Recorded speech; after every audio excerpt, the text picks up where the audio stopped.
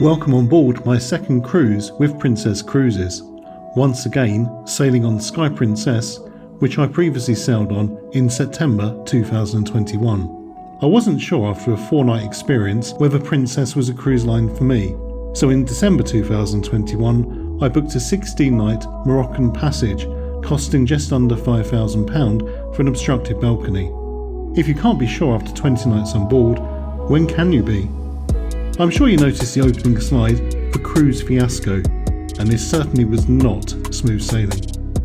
My journey commenced on the 10th of March when I travelled to London's Heathrow Airport, staying overnight in Hilton Terminal 4 Heathrow. Living in South East England, pre-COVID I was a frequent traveller, so have my preferred hotels at both London Gatwick and London Heathrow airports.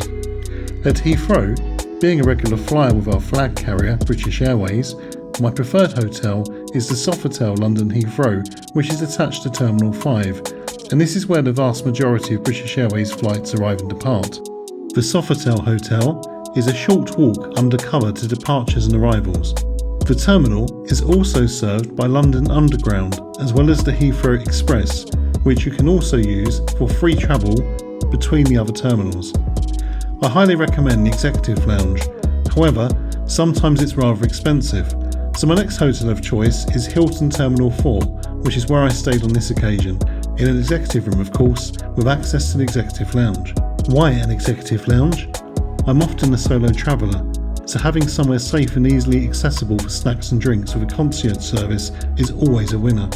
Besides, the rooms are usually much larger and better equipped, and it means I have somewhere convenient other than my room to chill out and socialise. COVID testing was still in force for flying to America and the cruise, and an observed test with a healthcare professional was required. All very simple, but nerve-wracking all the less. I reserved seat 1K on my flight to Miami as 1A was already taken. The aircraft, a Boeing 777, had the new British Airways business class suites. It's nice to see British Airways finally catching up with their competitors. I left the hotel too early for breakfast the next morning as I had to catch a bus, which is cheaper than paying for a taxi. However, the bus certainly wasn't direct. Usually, a short walk undercover into Terminal 4 and onto the free train to Terminal 5. Alas, Terminal 4 was closed due to COVID, so public transport it was. Within minutes of arriving at Terminal 5, I was ensconced in one of the business class lounges enjoying a champagne breakfast. A few hours later, I boarded the aircraft for more champagne.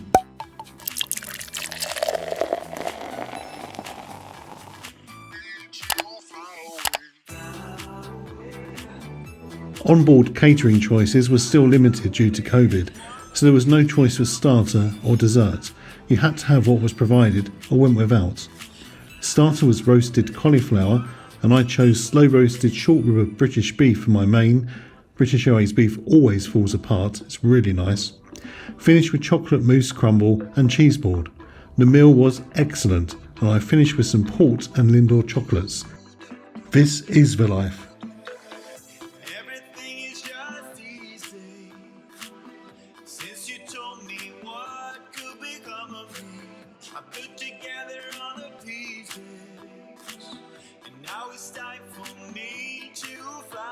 On this aircraft, I was able to use Wi-Fi throughout the flight at a cost of £17.99. Later in the flight, afternoon tea was served. I'm going to impart an essential tip I've learned when flying on a British Airways aircraft serving afternoon tea. As soon as the main meal service is over, even though you'll of course be full, go to the club kitchen, a self-serve drink and snack bar, and grab a packet of crisps and stash it away for when afternoon tea arrives. Crisps and an egg mayonnaise sandwich are a match made in heaven. Oh, and the scone? It's always jam first and then clotted cream. Her Majesty the late Queen Elizabeth II and the whole of Cornwall agree with me. Just before arriving in Miami, we flew over Fort Lauderdale port and saw some of the cruise ships waiting to whisk their passengers away. The flight was great. Now the fiasco was about to start. Upon arrival at Miami Airport, there were representatives from a company greeting us on behalf of Princess Cruises. We had to wait a long time before we were escorted to a place to meet our bus. The staff and bus driver did not see eye to eye on where we should be collected from. We then departed in the bus, and that was the last we saw of the staff. We had a very slow and long journey to the Miami Lakes Hotel. I believe it was due to an accident. You already know what type of hotel room I opt for when booking direct. This hotel stay was arranged as part of a package by Princess Cruises. It was certainly not somewhere I would ever choose to stay. A rather dated hotel, however, they did provide a great breakfast buffet the next morning, so that certainly cheered me up.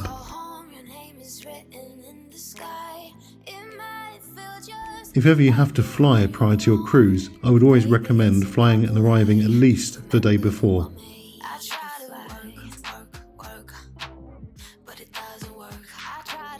Have you ever stayed at the Miami Lakes Hotel? If you have, I'd be interested to know what you thought of it in the comments below.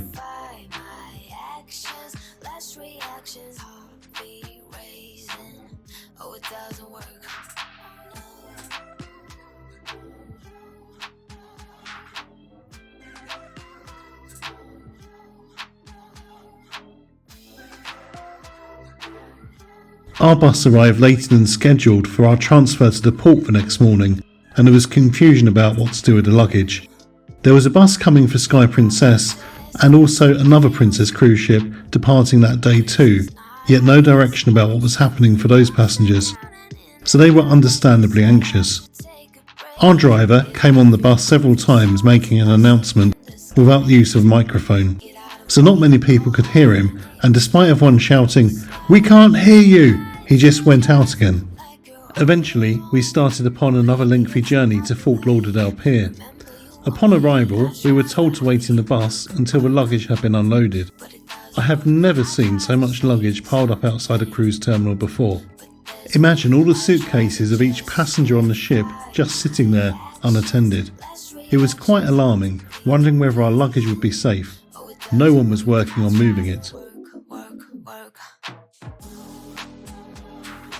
To add to our woes, there were 2 long queues outside the terminal, one for elite and suite guests and another for us non-elite passengers. After some time, I finally made it into the terminal to see more queues snaking around. There were multiple checks of documents, and the main reason for the lengthy queues was security. Only one scanner for priority guests and another for non-elite guests. There were other scanners available, but they were not in use.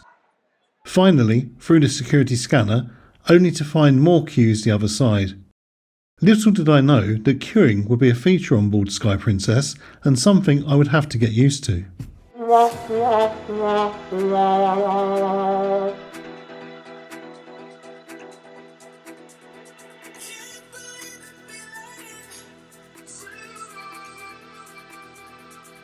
My stateroom was on deck 10, Carib 605, which is a balcony stateroom towards the rear of the ship. I received a free upgrade from an obstructed balcony. Once my luggage arrived, I noted one of my cases had a broken padlock, which had been intact when I left the hotel that morning. I went to guest relations, who were clearly in the wrong careers. It was blatantly obvious they had received no customer service training and didn't care less about my broken padlock, and certainly were not going to offer to replace it, and simply said I had to buy another one from the onboard shop, which incidentally didn't sell them. More about guest relations later.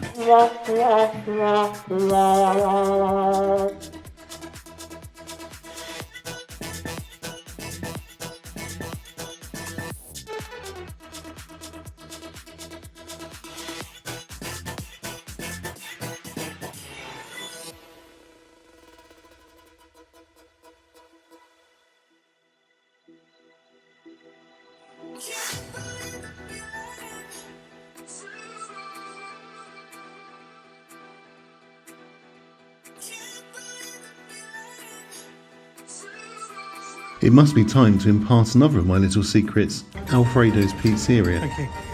Here they serve delicious pizza with famous Italian hospitality. New cruisers to Princess don't always appreciate Alfredo's is available on Embarkation Day, so there is nearly always seating available. The staff here are happy to prepare the pizza according to your tastes, so I added anchovies to the pizza pepperoni. Upon being served, you'll be asked whether you wish to add black pepper, oregano and chili flakes. It's a yes from me, and lots of chili flakes please.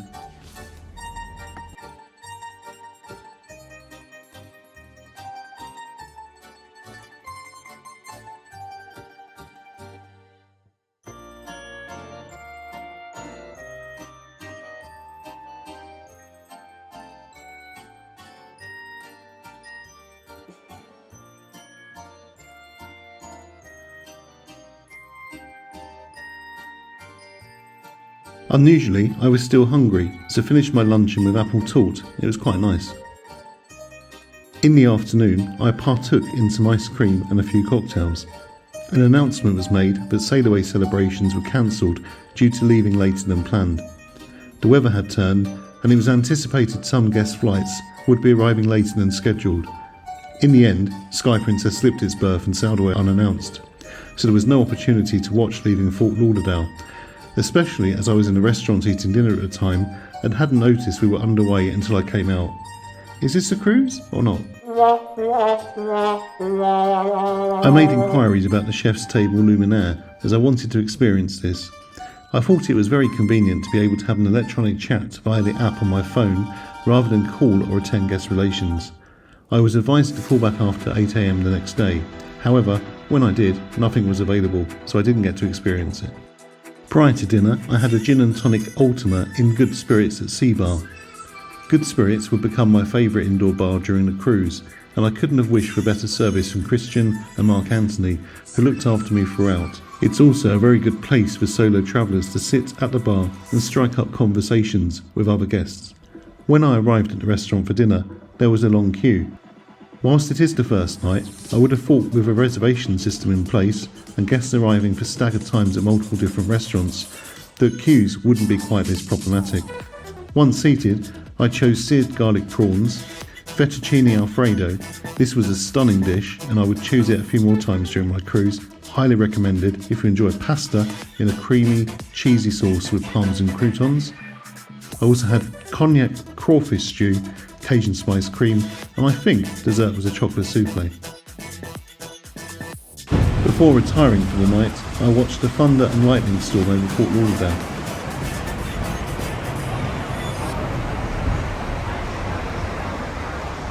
If you have watched this far, thank you so much, and please like and subscribe, as it really will make a difference. This is the first of a few episodes about my 16-night transatlantic cruise on Sky Princess.